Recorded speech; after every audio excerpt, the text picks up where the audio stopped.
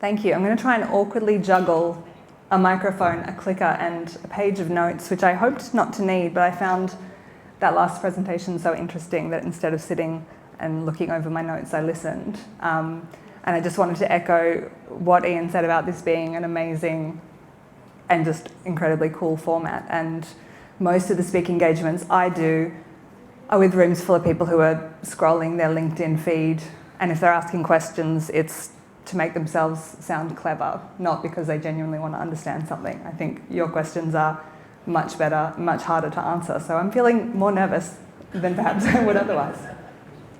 So, understanding pension schemes as owners, and then what comes with that ownership. What can owners do and what can they not do?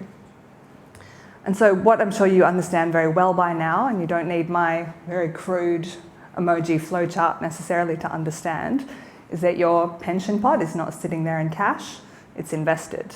It's invested by Nest in assets like shares in companies, like infrastructure, buildings, energy projects. And when it buys those assets on your behalf, Nest becomes an owner, and you too are owners. And with that ownership comes influence.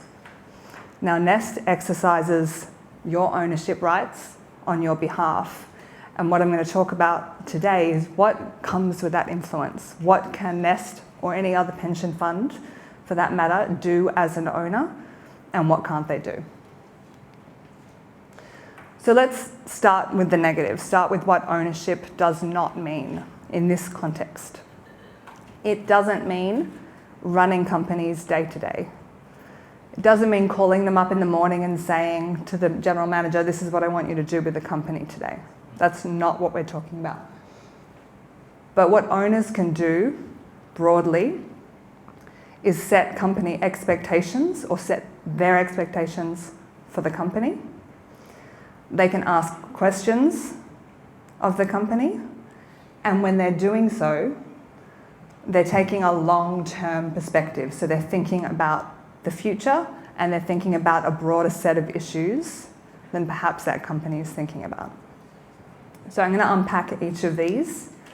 And when I'm talking about ownership here, I'm really talking about it at the broadest level. And then what I'll do next is I'll break down into ownership in public markets versus ownership in private markets. I'm not sure if that distinction is being kind of explained a bit yet. I'll give a bit of a rough explanation of it. And I will give you the caveat that in my work, I'm really focused on the public side. So I'm not going to have as much to say on the private side, and I might struggle with some of your trickier questions on private markets, but I understand there's someone coming to speak to you in the next session or the next set of discussions who can speak a bit more about that. So let's start with setting expectations. So Nest or any other pension scheme who's acting as an owner can set expectations of the companies that they invest in. And that can be broadly things like, we want this company to be well run. We want risks faced by this company or caused by this company to be identified and to be managed properly. And we want companies to think not just about short-term profits, perhaps. We want them to take a longer-term view and think about the bigger picture. Think about the impacts that that company's operations is having on things like the climate, on nature, on human rights, and on how workers are treated.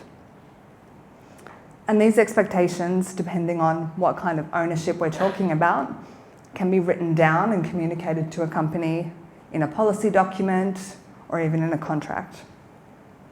So that's the first thing that an owner can do. Secondly, asking questions. Asking questions like, why did profits fall last quarter? Or why did they fall last year? Why did we see a rise in safety incidents? Or what's your plan for reducing the carbon emissions that come from your product or from your operations? And this might sound really simple. Anyone can ask questions. What does that actually achieve? Well, asking questions of a company, when owners do this, what they're communicating to that company is, we're watching you, and we care about these issues.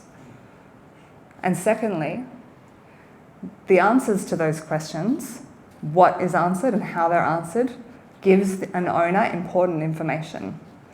And it lets them know whether or not this company is using the funds, the money that they're investing in that company appropriately.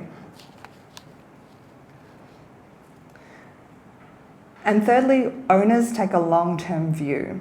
And this perhaps I should have started with, because really asking questions, setting expectations, these are actions that come under this broad umbrella of thinking long-term. So there are some types of investors who are trying to make money quickly. And then there are investors or owners like Nest or any other pension fund who take a long-term view, because they're thinking about paying out your pensions in 10, 20, 30 years or more. So when they're engaging with companies, when they're being owners, they're really thinking about the longer term. And they're wanting to understand if there are problems with this company that could, or in the way that this company is operating, that could impact their ability to pay out on your pensions. So responsible owners are thinking in the long term. So finally, just before I move on to looking at ownership in the public and the private side, just to reiterate what ownership in this context can't do.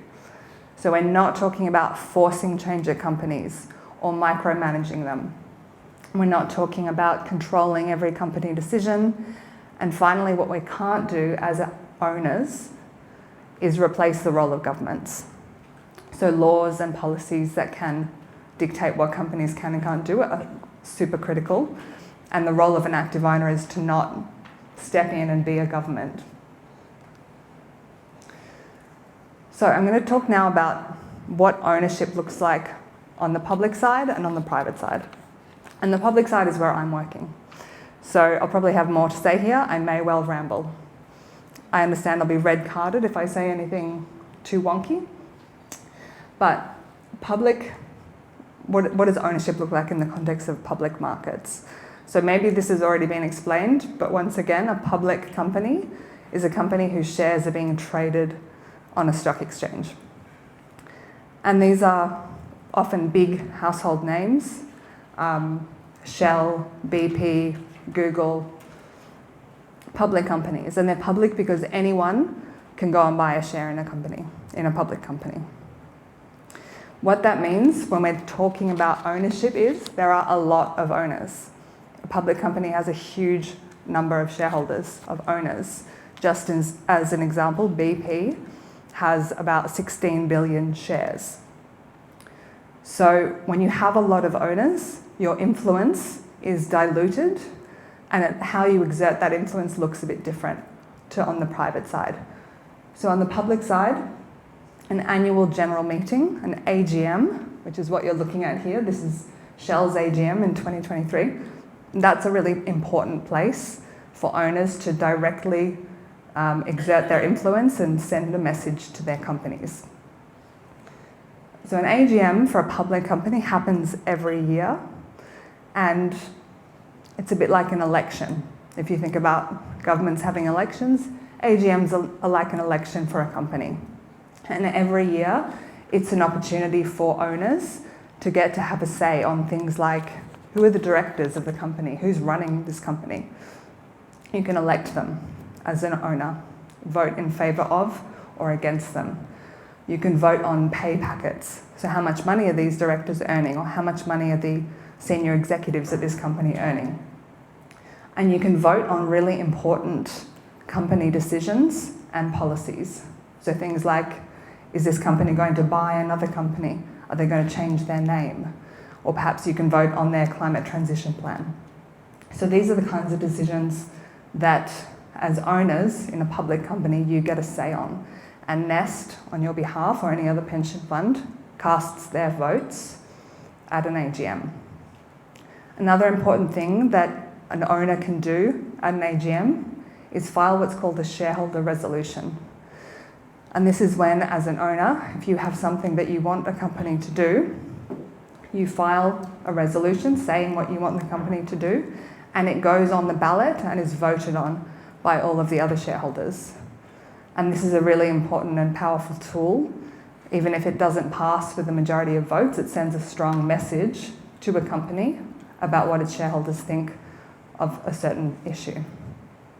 And Nest has filed shareholder proposals before, shareholder resolutions, at companies like Sainsbury's, Next, and they're filing one this year at an oil and gas company.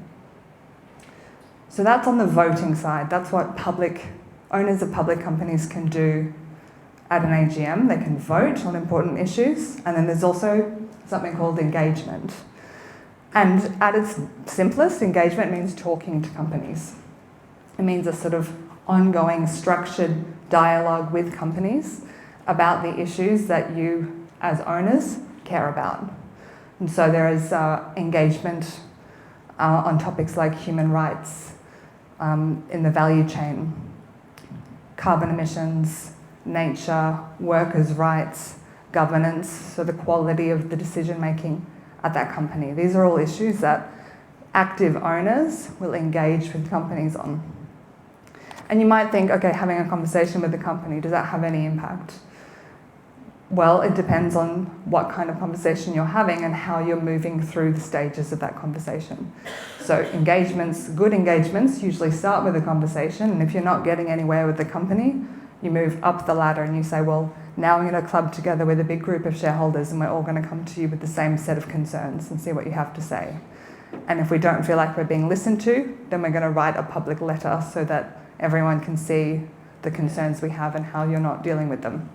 And then you might go up and up the chain, more and more public. It's called escalation. So then you might file a shareholder proposal, and if you're still not happy, the last step in this chain is exiting the company altogether, so selling your shares. And that's called divestment. And that's something that owners like Nest tend to take. It's an action that's not taken lightly, in part because of the reasons. I'm good. In part because when you divest from a company, it then impacts the diversity of your portfolio, but also because if you think about it, when you leave and you sell your shares, you also lose your influence. So this is a big debate, and you'll hear it come up in the context of climate change and also human rights, where people like you are saying, I don't want my pension invested in fossil fuels. There is an argument about this because on the one hand, staying invested, keeping your money in and using that influence could lead to better outcomes than just walking away altogether. So it does happen, but it's a sort of last step. Okay. That's my 13 minutes? 2 minutes left. Okay, great.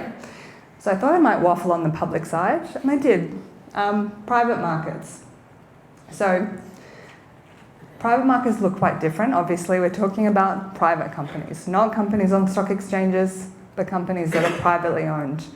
So there you tend to have more influence and more control because there are fewer other owners. And so pension schemes and other owners like Nest tend to have larger stakes in smaller private companies, and that gives them more influence and more voice. So they could be represented on boards, they could have a say in who runs that company. They can also set rules and expectations in a more formal way from the beginning. And that can see deeper change, things moving more quickly, and an ability to link outcomes to pay for executives. It doesn't mean removing all of the risk. It doesn't mean guaranteed success. And it doesn't mean controlling the economic conditions in which that private company is being run. But it is a different type of ownership that has more control. There are downsides as well to private markets. And one is that there is less transparency. There aren't the same rules around private companies that govern what they have to say to the market and when.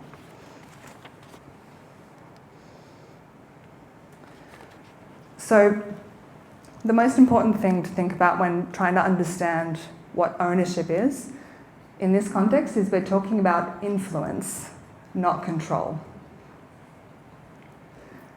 And I think it's very similar to your role in this assembly here. So you're here exercising oversight and influence. Oversight, you're here, you're listening, you're asking questions, you're engaging, you're understanding what Nest is doing. And then you'll offer your guidance. I understand that you'll be asked questions and you'll be giving your recommendations to Nest, and that will inform how they make their decisions. But you're not coming here taking control of Nest. You're not running the show now. You're not telling them what to do. So that's very similar to how we think about ownership. It's guiding, not controlling. And it's really important not to overstate, and especially as someone who works in this area, it's tempting to overstate how this influence works. It's different to say it's very important that there is this influence and it's used appropriately, but that doesn't mean it's a silver bullet, that it's a magic solution, and that owners can click their fingers and change the way things are done in the world. So ultimately, if I'm allowed 30 more seconds, to the question I think earlier in the room, in the session before mine, which I thought was fantastic, about how can my investment change others' futures, really what we're trying to do as owners is think about what is the world that my members want to retire into, and what do I need to do as an owner to use my influence to make that world a reality. Thank you.